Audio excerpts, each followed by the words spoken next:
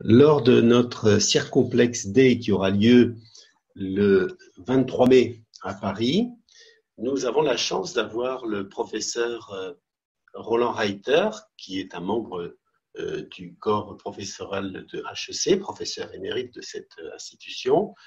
Le professeur Reiter est le créateur du MBA, du programme MBA de HEC. Sachez qu'il a enseigné le management, les sciences économiques, les sciences sociales dans plus de 23 pays, qu'il est l'auteur de 11 livres, dont le fameux Stratégore, la Bible des chefs d'entreprise. Et donc, nous allons avoir le privilège de bénéficier de ses connaissances et de ses 50 années de recherche et d'études, de travail sur le thème de la culture d'entreprise. Au cours de cette présentation, donc Roland Reiter abordera les thèmes, comme je vous le disais, de la culture d'entreprise, mais également des systèmes humains et le thème de l'accompagnement du changement pour clôturer sur une réflexion autour des grandes problématiques actuelles du management. Donc moi, comme je suis un universitaire, ce que je vais raconter va essayer d'apporter une sorte de conceptualisation de cette idée de culture telle qu'elle ressort de 50 ans de recherche et de publication, pas seulement moi, mais de par le monde, sur ces thèmes de la culture, du changement, du leadership, et de ce que moi j'appelle l'identité. On en parlera probablement tout à l'heure. Donc, le 23, je passerai certainement une partie du temps à définir ce qu'est une culture d'entreprise.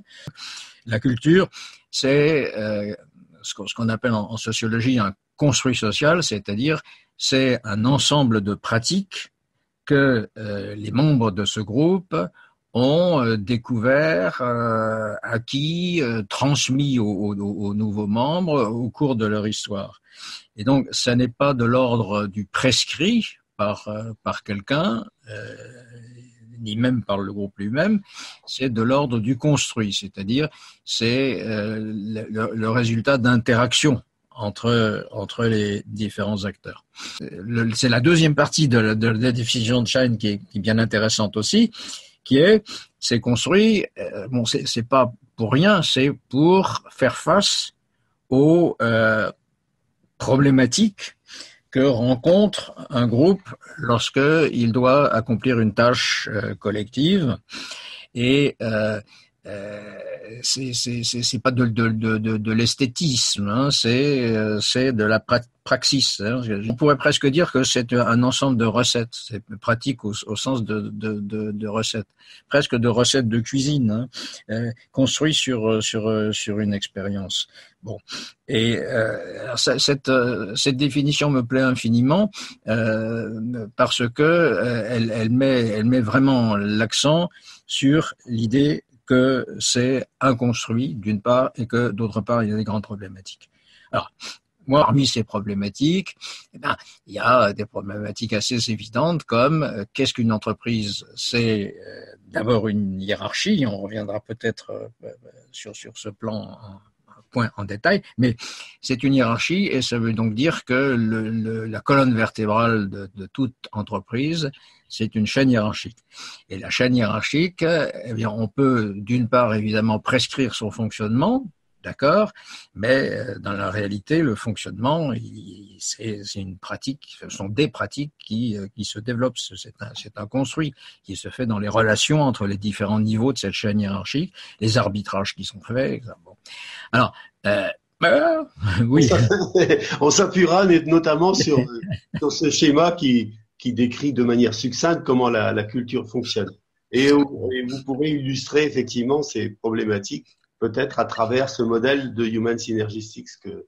Oui, sur lequel je suis en grande partie d'accord. Si Roland, comment on peut difficilement, mais on peut y arriver, changer une culture d'entreprise? Je pense que, bien entendu, de par cette définition de Schein, on comprend bien qu'un construit, ça ne se décrète pas.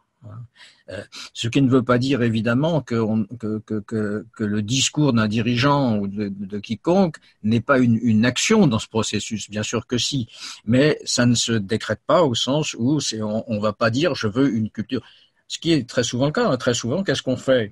On fait une sorte de séminaire dans un hôtel, et puis on se fait un projet d'entreprise où on dit nos valeurs c'est alors de préférence c'est les 5 membres du comité exécutif qui décrètent des valeurs, et ensuite ce qui est absolument extravagant, c'est qu'ils pensent qu'une fois qu'ils l'ont décrété, ça fonctionne. Je dis donc ça existe. Évidemment non, puisque c'est un construit. Bon, et évidemment ça dépend de la réalité des interactions. Alors, le vrai travail, il se fait à partir des interprétations, exactement comme dans une analyse, hein, à partir des vous parlez du travail d'accompagnement du changement. Hein. Voilà. Puisque ça ne se décrète pas, hein, c'est un travail qui se fait, et qui se fait comme dans une analyse par des mécanismes comme le transfert, par exemple, hein, c'est-à-dire que quand vous restituez à un groupe donc la phénoménologie, l'observation que vous avez faite de lui, puis l'herméneutique, c'est-à-dire les modes de compréhension de cette description, à ce moment-là, vous avez des réactions. Et c'est ces réactions qui sont de l'ordre du transfert analytique, c'est-à-dire qui vous permettent in vivo, au moment où ça se passe, au moment où la restitution se fait, de commencer un travail qui est sur la réalité et les sentiments, hein, nécessairement les sentiments que les gens ont. Donc quelquefois, c'est analogue à une démarche thérapeutique presque, hein, ce que vous décrivez. C'est une démarche thérapeutique, mais comme pour l'analyse, ou comme d'ailleurs pour la sociologie des organisations, c'est-à-dire l'intervenant, comme l'analyste, c'est en quelque sorte un miroir, c'est-à-dire que il ne décrète rien. Il ne décrète rien, il décrit, il interprète, et ensuite il est participant à un vrai travail à partir de cette description et de cette interprétation. Alors, se pose le dernier problème, je pense, qui est celui du leadership, parce que et bon, c'est là peut-être où est ma spécificité, c'est que dans les 50 ans plus de 50 ans de carrière que j'ai parcouru, j'ai beaucoup insisté sur le leadership, puisque ma thèse était d'ailleurs sur Georges Pompidou, donc on était en plein dedans, et c'était fin des années 60, hein, début des années 70. Et donc, ça c'est ma grande interrogation actuelle.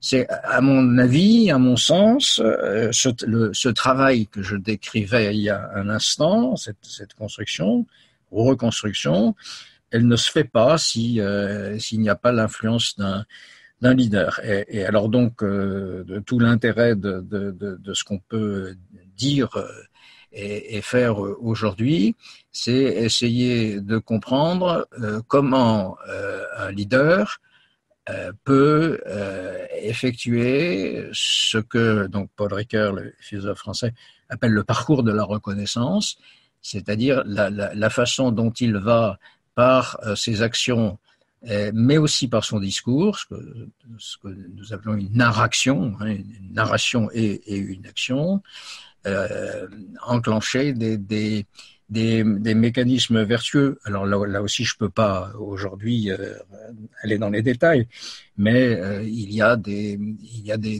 éléments importants, et en particulier pour qu'un changement se fasse, il faut que la confiance, c'est le titre de mon dernier livre, il faut que la confiance s'établisse, et pour que la confiance s'établisse, on sait qu'il y a des choses comme la création de ce qu'on appelle un tiers garant des processus. Il faut qu'il y ait quelque chose qui ne soit quelqu'un qui soit un peu en dehors du jeu politique, pertinent, hein, pas la politique politicienne, la politique au sein de l'entreprise, il faut qu'il y ait quelqu'un qui soit garant du fait que ce processus se fera dans la raison, quoi. Mais il y a pas que ça, il y a aussi d'autres concepts extrêmement forts, comme le rapport entre la mémoire et la promesse. C'est-à-dire que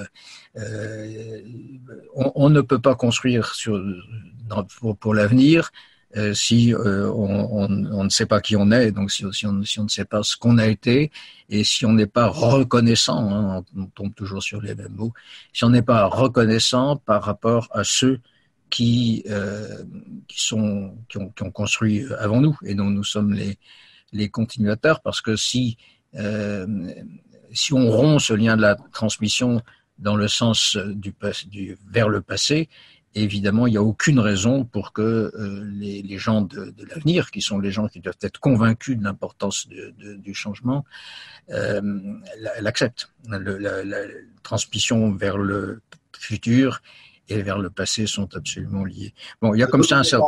Vous nous préparez un débat passionnant, parce que vous terminez là sur des thèmes qui nous ramènent à beaucoup de problèmes contemporains, où ces éléments d'humain, de reconnaissance, on les voit disparaître. Donc c'est intéressant de pouvoir y revenir et de pouvoir souligner leur importance. Je vous vois venir. J'ai écrit un article sur Macron et le grand débat qui est paru dans l'Opinion la semaine dernière. On peut évidemment aussi parler de cet environnement pertinent-là, mais je ne suis pas un expert en sciences politiques. Cela dit, c'est très intéressant. C'est sûrement oui. Et chacun peut tirer les enseignements et faire ses analogies. Voilà, donc ça, c'est dans l'interaction avec les participants que ce dialogue-là pourra s'établir. Oui, alors je rebondis là-dessus, puis je pense qu'on est quasiment arrivé. Le thème principal, ce malheureux Emmanuel Macron, qui est un disciple de Paul Ricoeur, qui a été l'assistant de Paul Ricoeur, je crois il paye pour 50 ans de déni de réalité de la part de notre société et dans tous les domaines. Et là, ça explose et ça tombe sur lui. Et c'est pas par hasard que ça tombe sur lui parce que c'est le premier qui essaye véritablement de faire un processus de changement.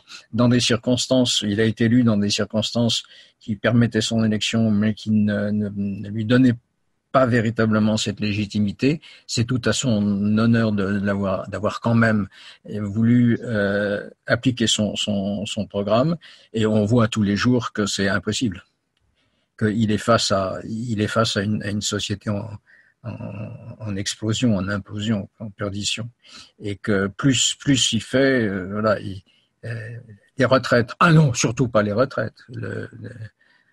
Chaque jour apporte son opposition au changement.